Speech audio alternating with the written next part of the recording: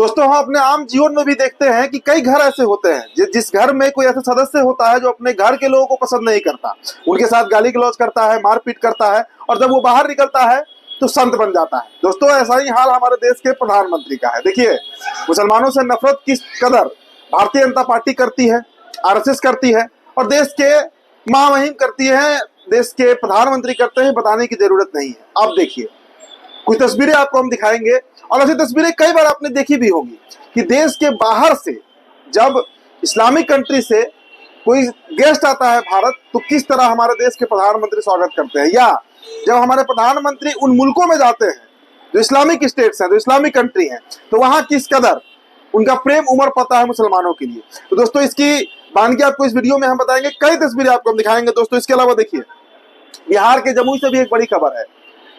जमुई में मारपीट हुई है और उसमें 2-4 लोग पीछे गए हैं, घायल हो गए। अब जो लोग घायल हुए हैं वो क्या करतूत कर रहे थे और फिर धमकी दे रहे हैं कि वो मुसलमानों को मारेंगे। तो आप समझ गए होंगे कि कौन लोग पीछे होंगे।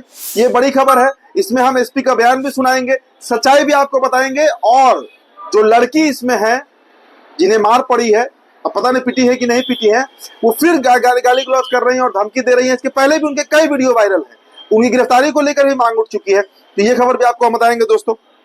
इसके अलावा देखिए पुणे से भी एक बड़ी खबर है। पुणे का एक बड़ा स्क्रैप मार्केट जो है, जो मुस्लिम समुदाय का था, उसे पूरी तरह खत्म कर दिया गया, नेस्तनाबूद कर दिया गया। करीब 222 घर और दुकानें मस्जिद मतलब जो मुसलमानों के थे, 42 एकड़ में फैला हुआ है ये स्क्रैप मार्केट जो था, उसे पूरी तरह खत्म कर दिया गया है दोस्तों। इसके अलावा देखिए देश के कई बड़े पत्रकारों को मैं चर्चा कर रहा हूं, उन्हें हिदायत दी गई है कि अपने वीडियो जो है वो डिलीट कर दे, वैसे वीडियो जिनमें वो धार्मिक उन्माद फैला रहे हैं, जिनमें वो किसी धर्म विशेष के खिलाफ बोल रहे हैं। तो ऐसी कई खबरें लेकर दोस्तों हम हाजिर हुए हैं। द लाइव टीवी, सच सबसे आगे। आप सभी का स्वागत करते हैं द लाइव टीवी में। मेरा नाम उदित तारण है। चलिए सबसे पहले दोस्तों आपको तस्वीर हम दिखाना चाहेंगे। तस्वीर जनाब आप देखते जाइए। देश के प्रधानमंत्री वजीर आजम नरेंद्र मोदी किस तरह कतर से जो गेस्ट आए हैं, जो मेहमान आए हैं, उनके आओ भगत में लगे हुए हैं। देखिए आमिर जो है कतर के एच शेख ताम बिन हामिद अल थानी, अब इनके स्वागत में कैसे नरेंद्र मोदी जो है वे पलके बिछाए हुए हैं, एयरपोर्ट तक पहुंच गए हैं। जो भारतीय अमेरिका से डिप्यूट करके भेजे गए, कैदी बनाकर भेजे गए, उनका हाल तक लेना जरूरी इन्होंने नहीं समझा। और वो मुसलमान नहीं थे, वो हिंदू थे। और भारत के मुसलमानों का क्या ही कहना, सारा गुणागणित आप जानते हैं। कई तरह के एक रिपोर्ट भी हमने आपको बताया था कि साल 2024 में करीब 15,000 ऐसे भाषण दिए गए हैं जो नफरती भाषण हैं, और भारतीय जनता पार्टी के नेताओं के द्वारा दिए गए थे। ये बात रिपोर्ट में निकलकर सामने आई थी। तो किसके खिलाफ बोले होंगे वो लोग, किसके खिलाफ नफरत उगले होंगे, बताने की जरूरत नहीं है। लेकिन दोस्तों ये तस्वीर जरा आप देखिए, जिस तरह विदेशों में मुसलमानों से मिलते हैं, देश के मुसलमानों से मिले, उन्हें न्याय की उम्मीद दे। जो मस्जिद और मदरसे तोड़े जा रहे हैं, लगातार कार्रवाई हो रही है उनके ऊपर। मंदिर के नीचे से मस्जिद निकल रहा है और उस मस्जिद को हटाया जा रहा है, फिर वहां मंदिर बनाया जा रहा है। संभल की घटना तो हम रोज ही आपको बता रहे हैं, और देश के सभी जगहों पर सही घटना घट रही है। लेकिन प्रधानमंत्री का जरा रवैया देखिए कि जो विदेश से लोग आ रहे हैं उनके लिए कैसे पलके बिछाकर ये खड़े हैं, लेकिन जो भारत के मूल नागरिक हैं, जो संविधान के तहत आते हैं, उनके साथ भारतीय जनता पार्टी का रवैया। अब जरा सा दोस्तों आप ये खबर देखिए, आप किस तरीके से प्रधानमंत्री जो है गले मिल रहे हैं। आप बस तस्वीर देखते जाइए, गले मिलना, हाथ में हाथ मिलाना, मतलब लग रहा है कितनी पुरानी दोस्ती है, कितना पुराना याराना है, कितने पुराने ये लोग मित्र रहे हैं। तो ऐसी तस्वीरें निकलकर सामने आ रही हैं। चलिए आपको दोस्तों हम और दिखाते हैं, एक और ट्वीट आपको हम दिखाते हैं। जो एक पोस्ट किया गया है वो आप मानते हैं, जो अपना देश अपना धर्म का ना हुआ वो इस्लाम का क्या होगा। देखिए ये बातें लिखी गई हैं क्योंकि ये जो भारतीय हैं ये बताना चाह रहे हैं कि जो भारत के मुसलमान है वो असली मुसलमान नहीं है। भाई असली मुसलमान कौन है, नकली मुसलमान कौन है, ये तय करने वाले हम कौन होते हैं। जो हिंदू समुदाय के लोग हैं वो कौन होते हैं। इस देश में संविधान सभी लोगों को, जितने भी लोग यहाँ के हैं जो मूल नागरिक हैं, उनको कोई भी धर्म प्रैक्टिस करने का, प्रीच करने का, प्रोपोगेट करने का फ्रीडम देता है। ये तो हमारा फंडामेंटल राइट है। फंडामेंटल राइट है टू प्रैक्टिस एनी रिलीजन। लेकिन हम ही जो यहाँ के कट्टरवादी लोग हैं, हम लोग नहीं कहेंगे, जो कट्टरवादी लोग हैं वो इस तरीके से पेश करते हैं जैसे भारत के मुसलमान मुसलमान है ही नहीं। तब तो फिर जो हिंदू बांग्लादेश में रह रहे वो हिंदू नहीं हुए, जो हिंदू पाकिस्तान में रह रहे वो हिंदू नहीं हुए, ये ऐसी ही बात है। चलिए आपको इस तरह का दोस्तों एक और पोस्ट हम दिखाते हैं।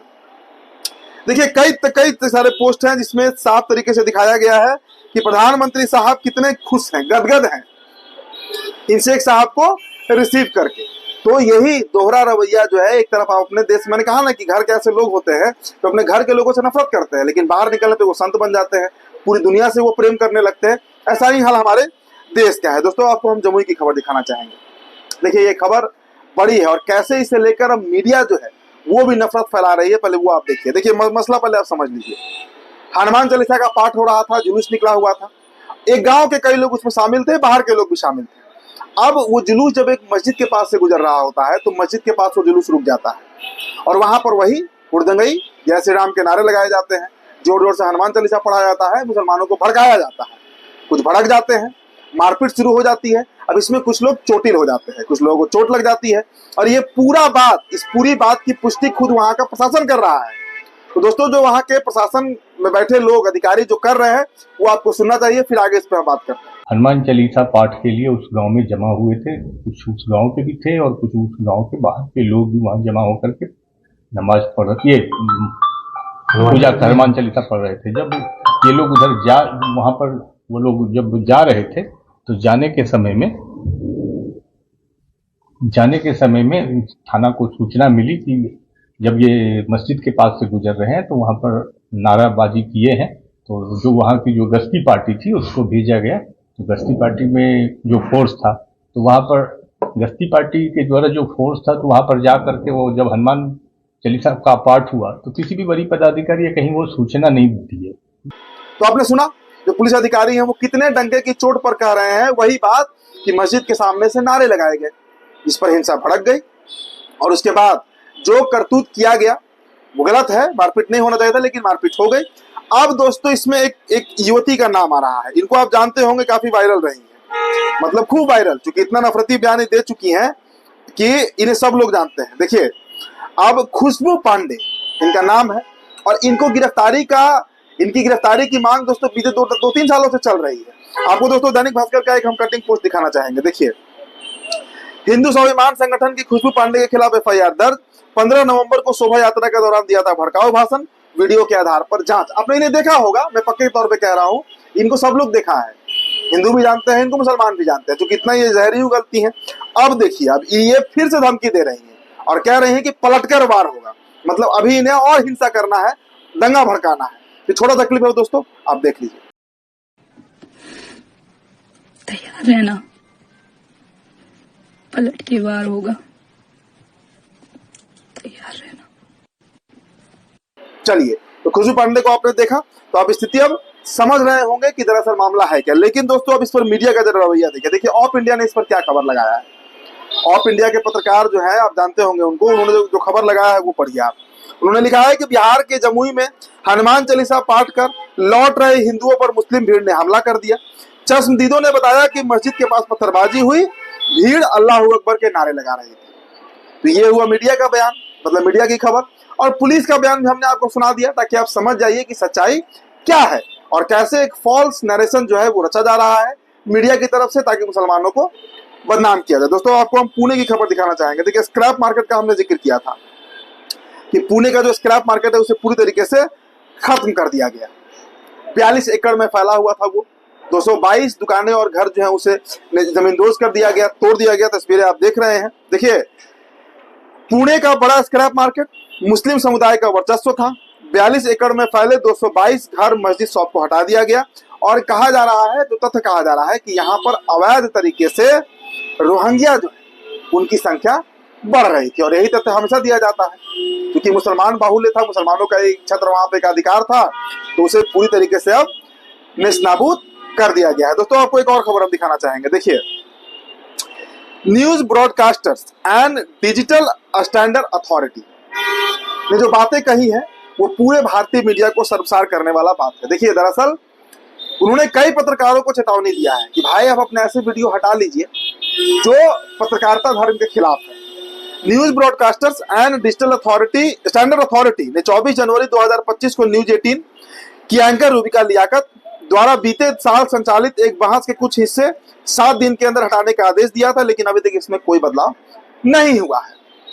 इसके अलावा दोस्तों रूबिका लियाकत हुई, सुधीर चौधरी हुए, इन लोगों के खिलाफ भी ये जो अथॉरिटी है इसने कहा था कि भाई आपके कई वीडियो ऐसे हैं जो आपत्तिजनक है, जो मीडिया के बेसिक गाइडलाइंस को पालन नहीं करते हैं, जो धार्मिक उन्माद फैलाने का प्रयास किया जा रहा है, धर्म विशेष के खिलाफ बोला जा रहा है, लेकिन इस पर अब तक कोई कार्रवाई नहीं की गई है। तो ये भारतीय मीडिया के लिए करारा तमाचा है और शर्मसार करने वाली बात है। फिलहाल दोस्तों इस रिपोर्ट में इतना ही, बहुत बहुत शुक्रिया। द लाइव टीवी, सच सबसे आगे।